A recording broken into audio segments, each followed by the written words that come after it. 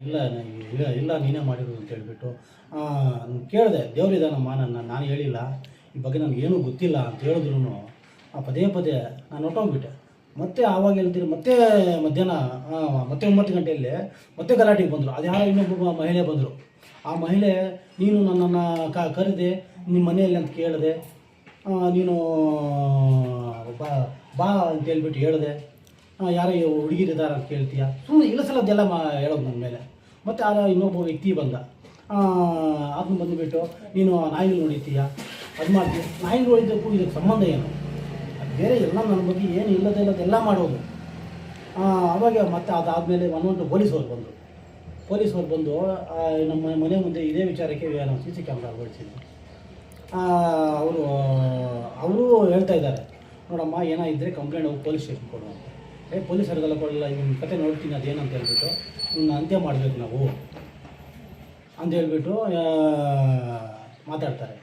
ನಾವು ಯಾರಿಗೆ ಹೇಳಬೇಕು? ಮತ್ತು ಅದಾದಮೇಲೆ ಮತ್ತೆ ನಾವು ಅಕ್ಕಪಕ್ಕದ ಮನೆಯವರೆಲ್ಲ ಹೇಳಿದ್ರು, ಏನು ಈ ಥರ ಕಂಪ್ಲೇಂಟ್ ಕೊಡೋಗಿ, ನೀವು ಈ ಥರ ಯಾವಾಗಲೂ ಮಾನಸಿಕವಾಗಿ ನಮಗೆ ಬೈತಾ ಇದ್ದರೆ ಹೆಂಗಿರೋದು ಅಂತ. ನಾವು ಪೊಲೀಸ್ ಸ್ಟೇಷನ್ಗೆ ಹೋದೆ.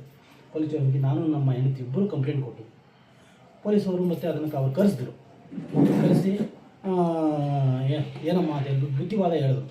ನಾನು ಮುಂದ್ಗಡೆನೇ ಈ ಥರ ಹೇಳೋದು, ನೀನು ಮಾಡಿರೋದಕ್ಕೆ ಒಂದು ಕೆಟ್ಟದಾಗಿ ಮಾಡಿರೋದೆಯಾ, ಇದನ್ನು ಈ ಥರ ಮಾಡಬಾರ್ದು, ಅಕ್ಕಪಕ್ಕದ ಮನೆಗಳೆಲ್ಲ ಸಂಸಾರಗಳಿರೋದು ಅಂತ ಹೇಳಿದ್ರೆ ಆಯ್ತು. ಮತ್ತು ಹಾಸ್ಪಿಟ್ಲಿಗೆ ಹೋಗಿ ಅಲ್ಲಿ ಪೊಲೀಸವ್ರ ಮೇಲೆ ಕೂಡ ಪೊಲೀಸರು ಹೊಡೆದಿದ್ದಾರೆ ಅಂತ ಹೇಳ್ತಾರೆ.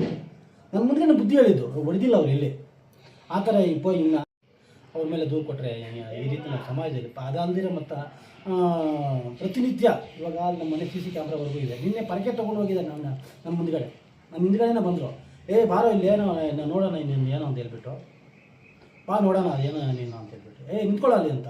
ಪರಕೆ ನಾನು ಒಬ್ಬ ಗಂಡಸಾಗಿ ನಾನು ಈ ಥರ ಬೈಯೋದಂದರೆ ಯಾವ ರೀತಿ, ನಾನು ಮಾನಸಿಕವಾಗಿ ನನಗೆ ಬೇಸರ ಆಗಿಬಿಟ್ಟಿದೆ. ಮನೆಯಿಂದ ಆಚೆ ಹೋದರೆ ಬೈಯೋದು, ಮನೆಯಿಂದ ಆಚೆ ಹೋಗಿದ್ದೀನಿ ಅಂದರೆ ಕೆಟ್ಟ ನಿಮಗೆಲ್ಲ ವಿಡಿಯೋಗಳು ಕೊಡ್ತೀನಿ. ನಾನು ಅಯ್ಯಮ್ಮನ ಸಂಸಾರ ನಮ್ಗೆ ಬೇಕಾಗಿಲ್ಲ, ನನಗೇನಕ್ಕೆ ಅವಸರ, ನನ್ನ ಬಾಧೆಯಲ್ಲೇ ನಾನು ಇರುತ್ತೆ. ನಾನು ಈ ಥರ ನಮಗೆ ಹಿಂಸೆ ಮಾಡಿದರೆ ಅಷ್ಟೇ, ಬೈಯೋದು, ಕೆಟ್ಟದಾಗೆಲ್ಲ ಬೈಯೋದು. ನಾವು ಯಾವ ರೀತಿ ಜೀವನ ಮಾಡಬೇಕು ಅಂತ ನನಗೆ ಮಾನಸಿಕವಾಗಿ ನನಗೆ ಬೇಸರ ಆಗಿಬಿಟ್ಟಿದೆ. ನಾನು ಅದಕ್ಕೆ ರಾತ್ರಿ ಕೂಡ ನಮ್ಮ ಜಿಲ್ಲಾ ರಕ್ಷಣಾಧಿಕಾರಿಗಳಿಗೂ ಫೋನ್ ಮಾಡಿದ್ವಿ. ಸರ್, ನಾವು ಯಾವ ರೀತಿ ನಾವು ಬದುಕಬೇಕು ಸರ್, ನಾವು ನಮ್ಮ ಸರ್ಕಲ್ ಇನ್ಸ್ಪೆಕ್ಟರ್ ಶಿವರಾಜ್ ಸರ್ಗೂ ಹೇಳಿದ್ದೀನಿ. ಅವರು ಹೇಳಿದ್ದಾರೆ, ನೋಡಮ್ಮ ಈ ಥರ ಎಲ್ಲ ಮಾಡಬಾರ್ದು ಅಂತ. ಆದ್ರೂ ಮತ್ತೆ ಅವ್ರು ಹೇಳಿದ್ರು ನಮಗೆ ಹಿಂಸೆ ಕೊಡ್ತಾರೆ. ನಾವು ಯಾವ ರೀತಿ ಬದುಕೋದು ಅಂತ, ನಾವು ಯಾವ ರೀತಿ ಬದುಕಬೇಕು ಅಂತ. ಅಯ್ಯಮ್ಮನ ಇಷ್ಟ ನಮ್ಗೆ ಏನಕ್ಕೆ ಬೇಕು? ಅಯ್ಯಮ್ಮನ ಬಗ್ಗೆ ನಾನು ತಿಳ್ಕೊಳ್ಳಿ, ನಾನು ಹೇಳಿದ್ದೀನ, ಇನ್ನೊಬ್ರು ಹೇಳಿದಾರ ಅಂತ. ಅದನ್ನೆಲ್ಲ ಬಿಟ್ಟು ನನ್ನ ಮೇಲೆ ಯಾಕೆ ಈ ಥರ ಹಿಂಸೆ? ನೀವೇ ಅದನ್ನು ನನಗೆ ಯಾಕೆ ಅಂತ ಇವಾಗ ನನಗಂತೂ ಮಾನಸಿಕವಾಗಿ ನೊಂದಿದ್ದೀನಿ. ಮನೆಯಿಂದ ಆಚೆ ಹೋದ್ರೂ ಬೈಯೋದೆ, ರಸ್ತೆಯಲ್ಲಿ ಸಿಕ್ಕಿದ್ರೂ ಬೈಯೋದೆ, ನನ್ನ ಮಕ್ಕಳನ್ನ ಬೈಯೋದು, ನನಗೆ ನನ್ನ ಅಂತಿನ ಬೈಯೋದು. ನಾನು ಯಾವ ರೀತಿ ಬದುಕೋದು ಅಂತ. NCR ಹಾಕಿದ್ದಾರೆ ನಾನು ಹೇಳಿದ್ದಕ್ಕೆ. ಸರಿ, ಇನ್ನೊಂದು ಸಾರಿ ಈ ಥರ ಘಟನೆ ಆದರೆ ಮತ್ತೆ ನೋಡೋಣ ಅಂತ. ಸರಿ ಆಯ್ತು ಸರ್, ನಾನು ಅವ್ರಿಗೆ ಹೇಳಿದ್ದಕ್ಕೆ ಸರಿ ಆಯ್ತು ಬಂದು ನನ್ನ ಪಾಡು ನಾನು ಇದ್ದೀನಿ.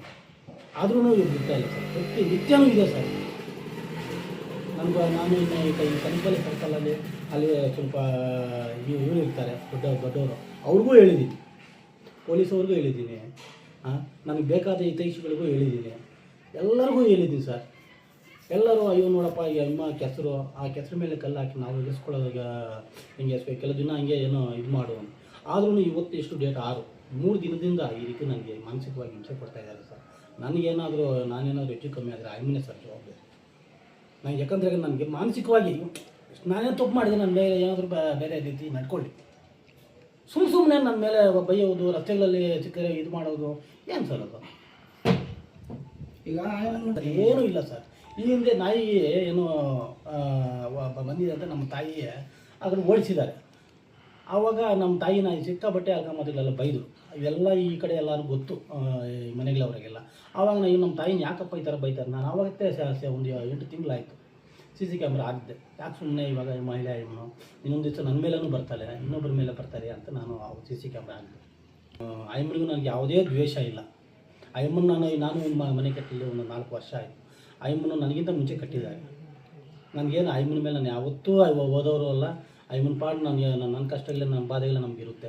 ಅಮ್ಮನ ಹೆಸರೇನು ಸರ್ ಜಿ ಎಲ್ ಶಂಕರ್ ಅಂತ. ಪದ್ಮಾವತಮ್ಮ ಸರ್, ಪದ್ಮಮ್ಮ ಕೂಡ ಇವಾಗ ವೈಶ್ಯವೇಟಿಕೆ ನಡೆಸ್ತಾ ಇದ್ದಾರಂತ ಮಾಡಿದ್ದೀನಿ ಅಂತ ನಾನು ಹೇಳಿಲ್ಲ ಸರ್, ಯಾರಿಗೂ ಹೇಳಿಲ್ಲ ಸರ್. ನಾನು ಯಾರಿಗೇ ಆಗಲಿ ನಾನು ಅದ್ರ ಬಗ್ಗೆ ಹೇಳಿಲ್ಲ. ಬೇಕಾದ್ರೆ ಪೊಲೀಸವ್ರು ಕೇಳಿ ನೀವು ಶಂಕರ ಕೊಟ್ಟಿದ್ದಾನ ಇನ್ನೊಬ್ರು ಹೇಳಿದ್ದಾರೆ ಅಂತ ನಿಮಗೆ ಗೊತ್ತಾಗುತ್ತೆ. ನನ್ನ ಮೇಲೆ ಸುಮ್ಮನೆ ಯಾಕೆ ಸರ್ ನನ್ನ ಮೇಲೆ ಈ ಥರ ದ್ವೇಷ ಮಾಡ್ತಾರೆ? ಈಗ ನಿಮ್ಮ ಪೊಲೀಸವ್ರು ಕಂಪ್ಲೇಂಟ್ ಕೊಟ್ಟಿದ್ದೀನಿ, ಅವರು ಹೇಳಿದ್ದಾರೆ ಒಂದು ವೆಯ್ಟ್ ಮಾಡಪ್ಪ ಒಂದು 4-5 ದಿವಸ. ಸುಮ್ಮನೆ ಇನ್ನು ನೋಡಿ ಮೊನ್ನೆ ನೀವು ಮುಂದ್ಗಡೆ ಬುದ್ಧಿ ಹೇಳಿ ಕಳಿಸಿದಾಗಲೇ ಹಾಸ್ಪಿಟಲ್ ಹೋಗಿ ಅಡ್ಮಿಂಟ್ ಆಗಿ ಪೊಲೀಸರು ಹೊಡೆದಿದ್ದಾರೆ ಅಂತೇಳಿ ಹೇಳ್ತಾರೆ. ನನ್ನ ಮುಂದೆ ಹೊಡೆದಿಲ್ಲ, ಅವರು ನನ್ನ ಮುಂದೆ ನಾವು ಬುದ್ಧಿ ಹೇಳಿದ್ರು, ನೋಡಮ್ಮ ಈ ಥರ ನೀನು ಮಾಡೋದು ಸರಿ ಇಲ್ಲ ಇಂಥ ಮನೆಗಳೆಲ್ಲ ಸಂಸಾರಗಳಿರೋದು ಅಂತೇಳಿ ಬುದ್ಧಿ ಹೇಳಿದ್ರು ಅಷ್ಟೇ ಹೊರತು ಆಮೇಲೆ ಹೊಡೆದಿದ್ದು ಇನ್ನೊಂದು ಏನೂ ಇಲ್ಲ, ಆ ಥರ ಮಾಡಿಲ್ಲ. ಪೊಲೀಸವ್ರ ಮೇಲೇ ಹೋಗ್ತಾರೆ ಅಂದರೆ ಯಾವ ರೀತಿ? ಯಾವ ಹಾಸ್ಪಿಟಲ್? ಏನು ಹಾಸ್ಪಿಟಲ್? ಅಲ್ಲ ಹೊಡೆದಿದ್ದಾರೆ ಅಂತ ಹೇಳ್ಬಿಟ್ಟು ಹಾಸ್ಪಿಟಲ್ ಹೋಗಿ ಅಡ್ಮಿಟ್ ಆಗಿದ್ದಾರೆ ಅಮ್ಮ. ನಾನು ಹೋಗಿಲ್ಲ, ಪೊಲೀಸವ್ರು ಹೇಳಿದ್ದು ನೋಡಿ ಈ ಥರ ನಾವು ಬುದ್ಧಿ ಹೇಳಿ ಕಳಿಸಿದ್ದು, ಸುಮ್ಮನೆ ನಮ್ಮ ಮೇಲೆ ದೂರು ಕೊಡ್ತಾರಂತೆ ಅಂತ ಅವರು ಎಲ್ಲರಿಗೂ ಭಯ ಬೀಳಿಸ್ತಾರೆ ಸರ್ ಹೆಂಗೆ ಅಂತ ಹೇಳ್ಬಿಟ್ಟು.